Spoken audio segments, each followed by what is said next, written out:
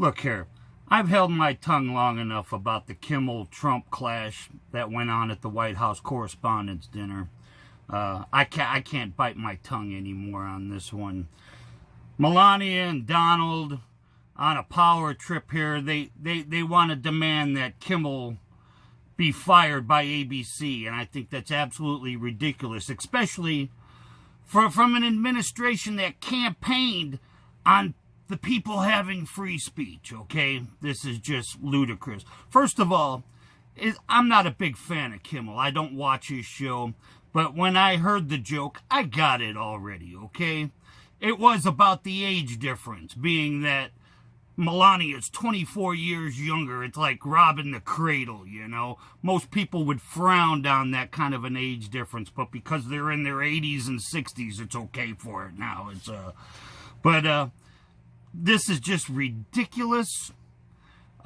If we go ahead and fire Kimmel because he made a crude joke, look, I know crude jokes, okay? I was raised with crude parents, and they had a very dark humor, so I get the dark joke, all right? There was no reference to violence or assassinations or anything else. So this is just a campaign to go after Kimmel because they don't like it. Hey, look, you know, presidents, they get roasted all the time. So do the first ladies. It's no big thing. You know what? Did we fire Andrew Dice Clay because he talked about fat women? No. We have to protect the free speech here. I'm not protecting Kimmel. I'm protecting the free speech, okay? I would like you to understand that.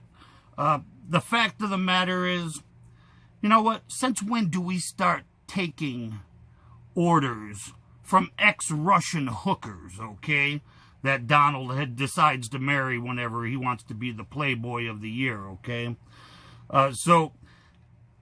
There was no mention of violence. And the fact that this happened the joke was days before the White House Correspondents' Dinner. So,